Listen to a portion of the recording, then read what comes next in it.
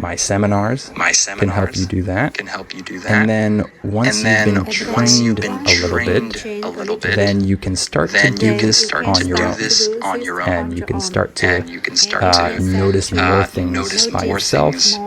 You won't notice everything, but you'll start to notice more. So it's good to get this type of training to start noticing on your own. And when it comes to noticing and focusing on mistakes, I want to point out that there are two categories of pronunciation mistakes. So there are mistakes that are easily noticeable and fixable, and then there are mistakes that aren't. So let me explain this. So a lot of mistakes can be categorized as mistakes that you can easily notice and fix if someone points them out to you. You probably won't notice them on your own, but a teacher or my seminar, for example, might point it out and then you can fix it. So for example, things that are related to stress are actually pretty fixable. For example, within one word, you might be stressing the wrong syllable. For example, the country Japan, in this word, the second syllable is stressed. Japan. However, many English learners stress the wrong syllable. They say Japan, and that's wrong. But it's very easy to notice if a teacher points that out to you, and it's very easy to fix. You just stress the other syllable. Instead of Japan, you say Japan. Right? It's not hard. So that's an example. And stress within a sentence. For example, instead of saying I want it, what we would say is I want it. In most cases. So instead of stressing I, we would stress the want. I want it. Not I want it. Right? If someone points that out to you, that you're stressing the wrong word, it's pretty easy to notice that and then to say it correctly. That doesn't mean that you'll say it correctly next time, but in this moment, you can say it correctly and start to register that in your brain. You can register that error there and maybe notice it a little bit more in the future. Also, with skipped syllables. For example, in the word family, the I is silent. We don't say family. We say family. That's something that a teacher can point out to you, and it's pretty easy to fix. Just don't say the middle syllable. It's just family. Like it's not several, it's several.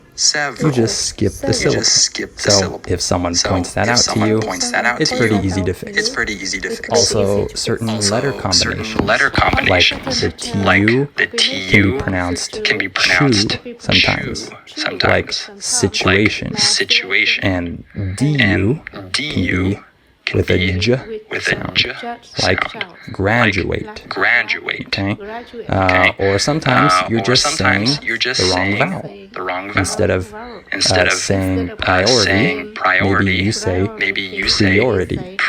And you just need to change the pre to pri. Or maybe you say notice, but the correct pronunciation is notice. You just need to change the to an O. Notice. Right? So those are examples of fixable errors that are very easy to identify if you're a trained teacher who can actually teach pronunciation, of course. So in my seminars, for example, I point these things out, or other teachers who teach pronunciation can identify this, and you can fix it. Right? However, there are other pronunciation mistakes that are much harder to identify and fix. And these have to do with your accent. So your accent refers to the way that you pronounce English sounds based on the sounds in your own language. So, for example, there are certain vowel sounds in English that you don't have in Spanish, for example. So, like in the different vowels in the word hit and heat, that might be hard for you to even hear the difference, right? Or laugh versus love, or food versus foot. Those different vowel sounds in those words might be really hard for you to identify and pronounce differently, because some of these are sounds that you don't have in your language. So because of that, it's harder to hear them and harder to fix them. So there are many other examples that I give, but I think you get the point.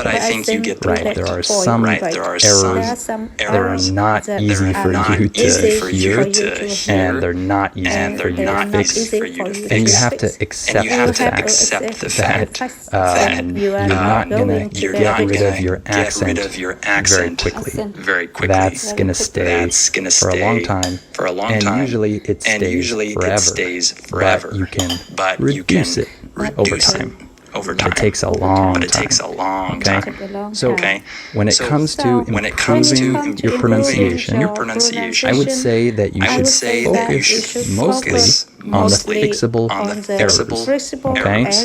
The ones that are very easy to notice and fix. And if you fix those errors, your pronunciation will improve a lot, because there are a lot of fixable errors. However, when it comes to your accent, you need to have more realistic expectations. You can also take classes with an accent coach, a professional who can help you with this. But this is a very specialized field, of course. So that's pretty much what I wanted to talk about today. I hope this gave you a good idea why pronunciation is difficult in English and how you can improve it. And of course, remember to sign up for my membership if you want my pronunciation training. Specifically, if you become a super member or anything higher than that, then you get my pronunciation seminar. And even just with the listening seminars, this will also help you with your pronunciation. So if you want my training, make sure to sign up. The link is in the description below this episode. That's patreon.com/listening. And of course, sign up for my new podcast as well if you want to practice listening with real conversations. That's patreon.com/US Conversations. The link is down below. And if you like this podcast, please give it a 5-star rating and write a review, and share it with anyone you know who's learning English. All right. Thank you for listening to this episode, and I'll talk to you on the next episode of Listening Time.